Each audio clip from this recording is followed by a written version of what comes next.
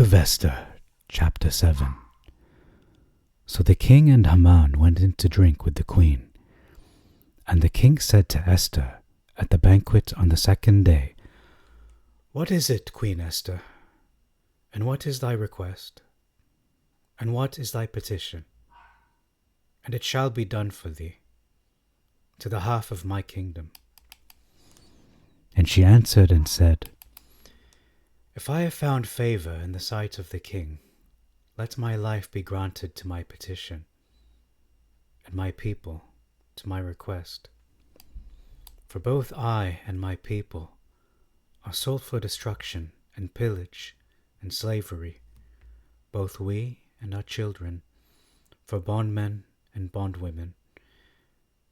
And I consented not to it, for the slanderer is not worthy of the king's palace." And the king said, "Who is this that has dared to do this thing?" And Esther said, "The adversary is Haman, this wicked man." Then Haman was troubled before the king and the queen. And the king rose up from the banquet to go into the garden. And Haman began to entreat the queen, for he saw that he was in an evil case. And the king returned from the garden, and Haman had fallen upon the bed, entreating the queen. And the king said, "Wilt thou even force my wife in my house?" And when Haman heard it, he changed countenance. And Bugathan, one of the chamberlains, said to the king, "Behold, Haman has also prepared a gallows for Mordecai, who spoke concerning the king. And a gallows of 50 cubits high has been set up in the premises of Haman." And the king said, "Let him be hanged thereon." So Haman was hanged on the gallows that had been prepared for Mordecai, and then the king's wrath was appeased. Shalom Aleichem, Assalamu Alaikum wa Rahmatullahi wa Barakatuh. Welcome to Esther chapter 7, in which there are 10 verses, and the title for this video will be "How was Haman executed?" It's a heavy question. It's pretty loaded. We're going to look at that more in depth. But there are 10 verses in this chapter. In verse 4, we have a big difference. It reads, "Sold for destruction," so the word destruction and pillage and slavery, versus destroyed, to be slain, and to perish.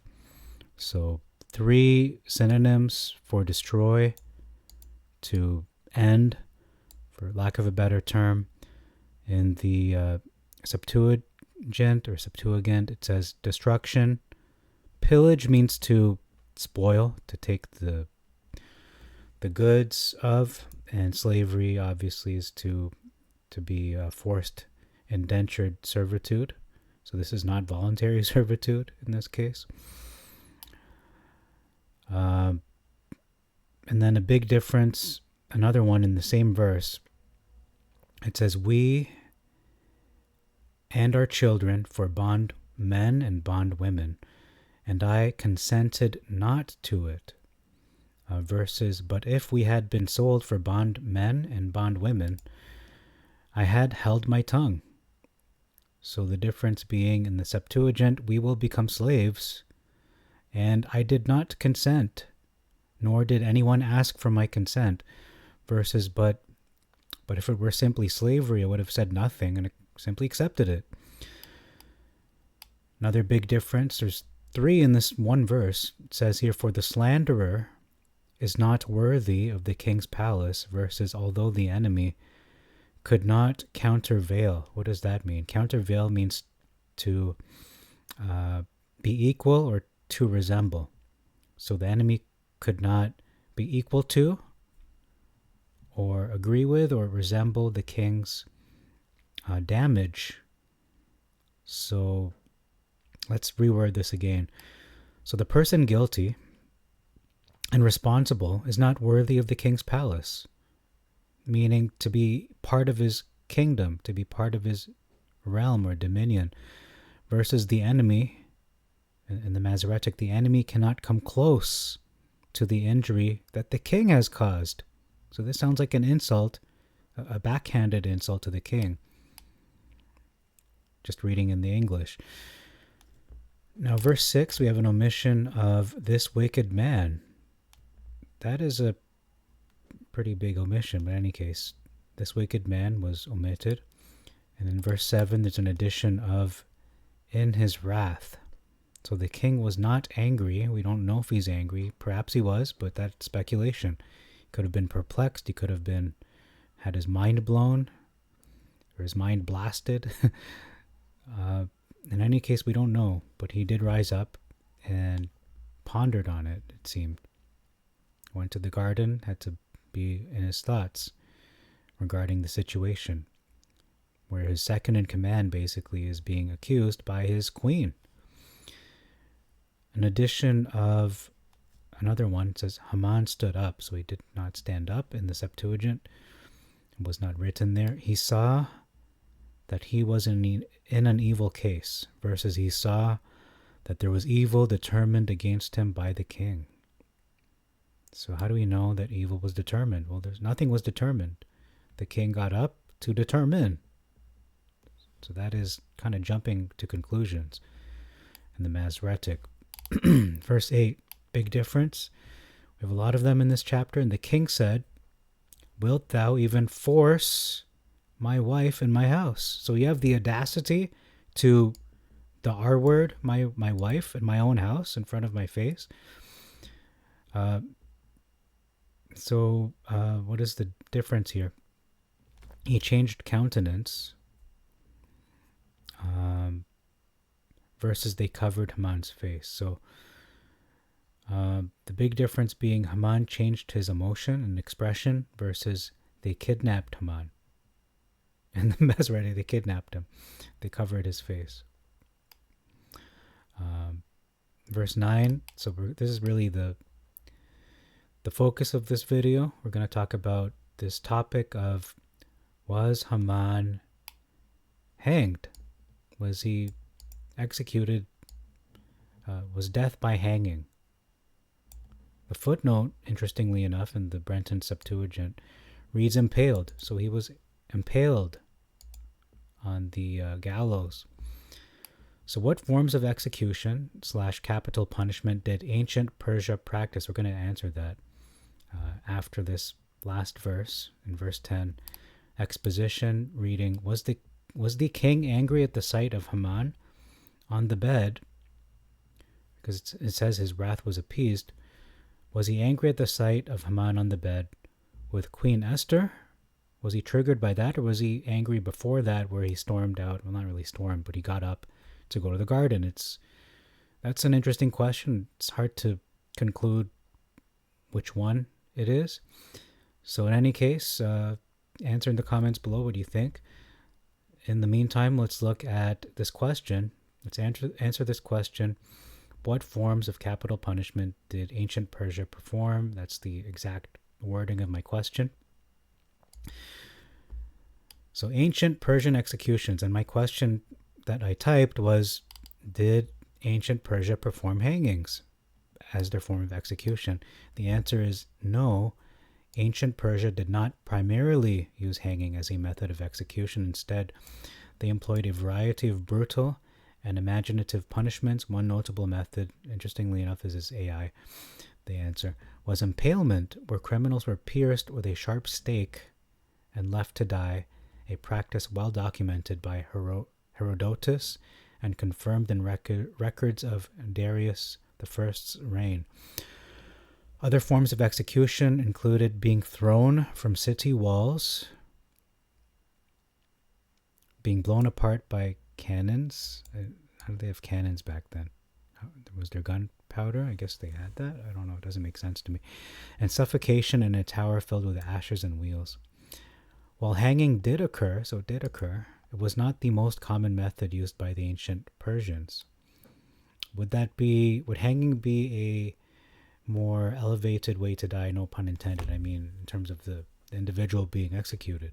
Is that like a execution method for someone of a higher standing in society, perhaps.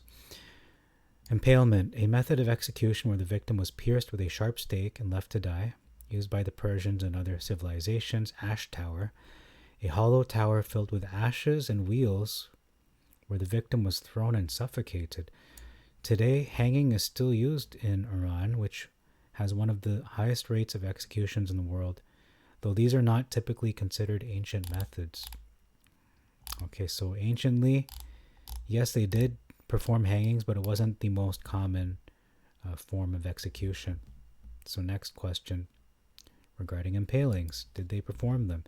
Yes, I think it was answered already, but let's just read more in depth. So this practice of impaling was well documented and used for various crimes, including rebellion and treason. So this would fit the bill for Haman. For instance, when Darius I conquered Babylon, he impaled over 3,000 prisoners, as reported by Herodotus and confirmed in Darius's own records. Impalement was also used for other offenses, such as cheating customers in business deals, which was considered a form of theft and thus a capital offense. Impalement involved piercing a living body with a stake, either through the torso or between the legs, and was considered one of the harshest forms of execution in the ancient world. This method was used by the Persians alongside other brutal punishments, reflecting the severity with which they dealt with crimes against the state. So Haman was described, spoiler alert, was described as a person betraying the Persian Empire to the Macedonians.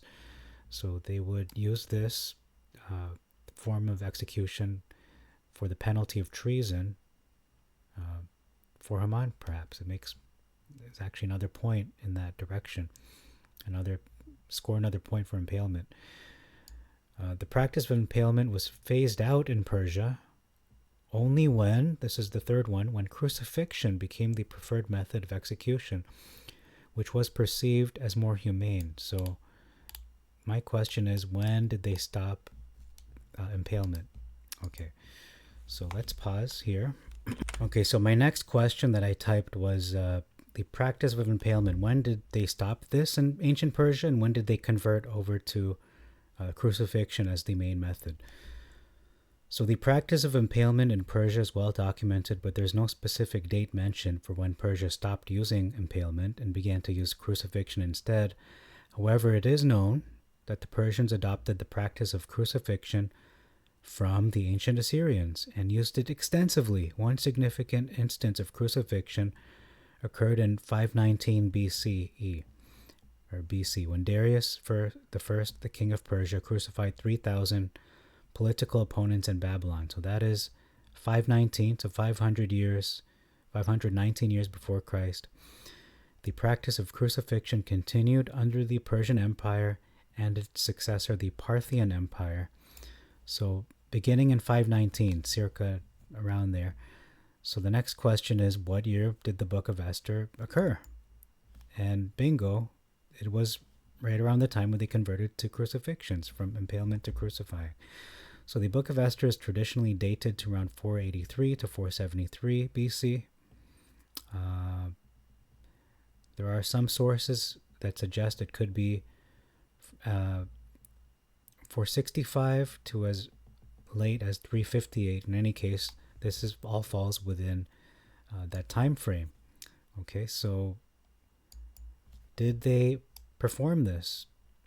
Did ancient Persia perform crucifixions?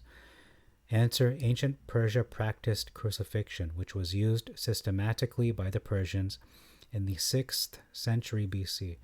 It is also reported that Darius I, king of Persia, we read that already.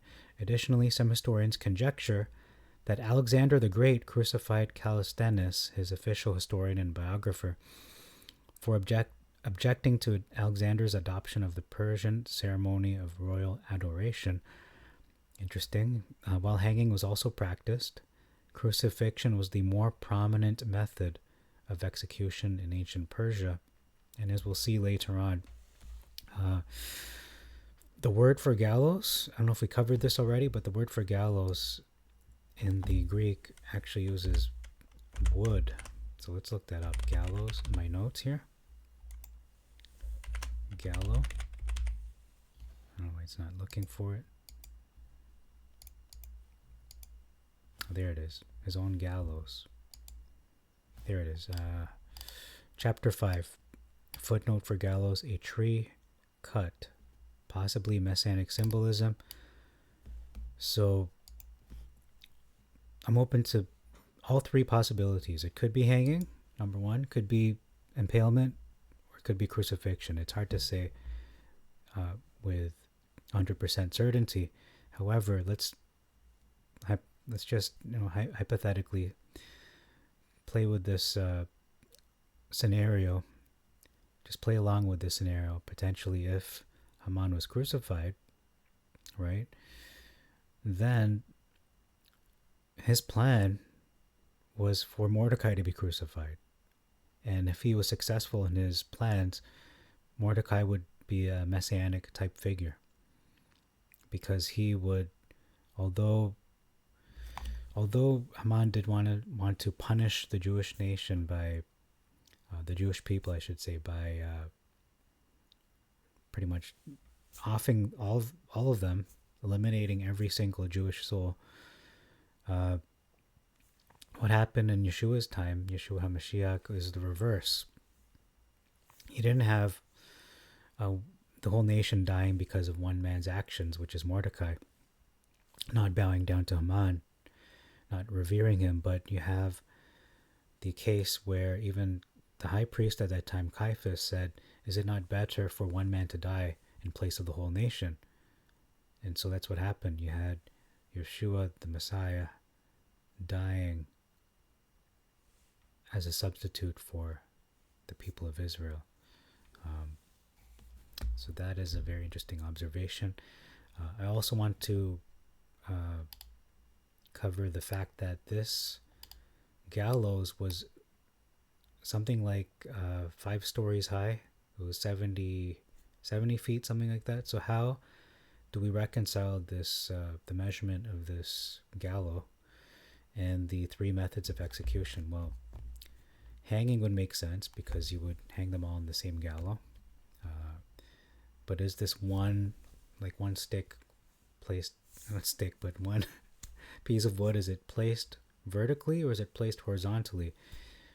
In my opinion, it would make more sense to place it horizontally so you can hang them all within a row with him and his family and so on, his associates. But in the case of impalement, you can't impale. I mean, you could impale them one after another. That's just disgusting. But in any case, I guess they could do that. In the place of, or in the case of crucifixion, that is also possible because crucifixion was not always done. Everyone has their own cross. You would have mass crucifixions. Let me just show you a picture. Okay, so looking at the practice of crucifixion, which ancient Persia had adopted via ancient Assyria, here's a piece of art displaying variation of crucifixion in the form of impaling the enemies. So it's like a combination of both. So we can see people being impaled or suspended by a stake through their nether parts and chests, respectively. Okay, so I don't see, okay, right here, you can see them right there, or the mouse is there. And then another one over here. And that would make sense. It would fit the 50-foot stake because he would be really high up in the air. I'm gonna finish the video with this last article from historycollection.com. Impalement was a method of Persian torture and execution. Impaling a criminal upon a sharp stake was a method of execution practiced by the Persians, as well as most of the ancient world, several Western European nations well into the 16th century and in some cases beyond. When the Persian king Darius conquered Babylon, he impaled more than 3,000 prisoners, an act reported by Herodotus and confirmed in records of Darius himself. the Bible is confused, or maybe not confused, unclear, over whether Haman, a Persian minister who happened to be Macedonian, we'll find out later on, was impaled or hanged along with his 10 sons.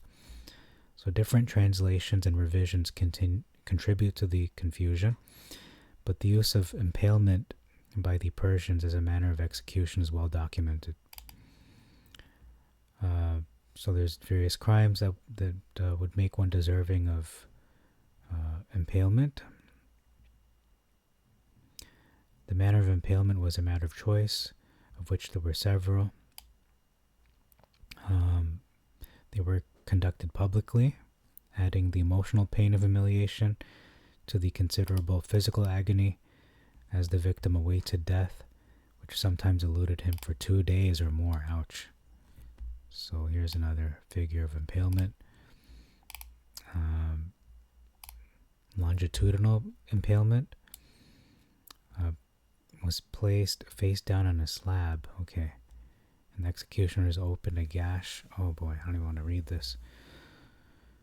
The pail was inserted in the wound, driven towards the head. Oh, that is just brutal. So they're hammering this stake horizontally rather than them going vertically, but then it was eventually raised upright. So that is a strong deterrent for people not to behave the same way whoever is being executed behaved. Here's more art, but this is, I believe that's Vlad the Impaler, if I'm not mistaken. So it says here, transverse impalement usually ensured a quick death and was considered merciful by the Persians. I mean, compared to hanging with a noose and the modern ways of capital punishment, these seem a lot more cruel. So we're going to read the last entry. This is regarding crucifixion. So here it is. The Persians practiced crucifixion as a means of execution. Crucifixion as a means of execution in the ancient world was practiced by many peoples, most famously the Romans. It was seldom that a victim was nailed to a cross. Instead, the victim was usually bound to a crossbeam and suspended, causing a long, slow, and excruciating death, as the weight of the body caused eventual suffocation. Often the victims of crucifixion in Persia had both hands attached to the upright pole. Notice this falls in line with the narrative of Esther, because this is a gallows he prepared, a pole that was how high? Around 70 feet, something like that, 5 stories or 4 stories.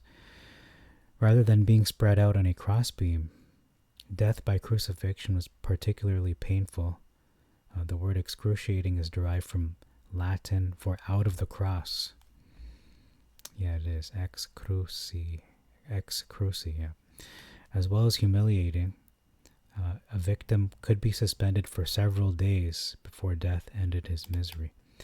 Often the Persians allowed the humiliation to go on after death by leaving the body of the victim suspended from the pole or the cross to corrupt publicly, as it was ravaged by decomposition and the attacks of animals and weather.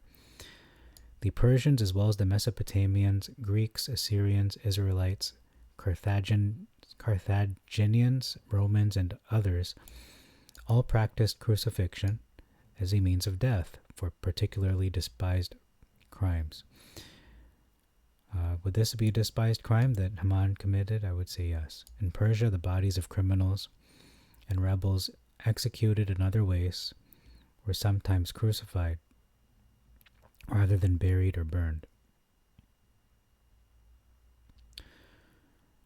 The bodies of some were publicly displayed, such as Polycrates of Samos, who was executed, and then his body displayed by crucifixion until nature disposed of it in time. So here's another depiction. Someone being gets crucified on a tree. And interestingly enough, when we say hanged, when it says hanged, it doesn't mean being hanged by a rope and a noose. That was only like later on. Being hanged in an ancient, from an ancient perspective, is to be crucified, because they're being literally hung up on a stake, not nailed. I mean, sometimes nailed in the Roman era anyway, but in ancient Persia, they're usually tied, as we read, tied to the pole. Their hands attached to the pole, rather than being spread out on a cross beam. So that would be the ancient Persian method. So most likely it was crucified by being tied and hung on this gallows, this not crossbeam, this upright pole, or he could have been impaled. So I think it's one or the other. It's not being hung on a noose, like when we think of the old Western movies where they drop them, they're like hanging, and then there's like a platform where they're standing, and then they just drop them. That was not an ancient practice. So it's either one or the other. It's impalement or crucifixion. So I hope this video was informational, educational, and so that's all for this chapter in this video. So thank you for your time. Till next time, I bid you all shalom alechem, assalamu alaikum, irini mazisu, Haxel Biscum, Aramesh Bato Bashad, and peace be unto you. Maranatha.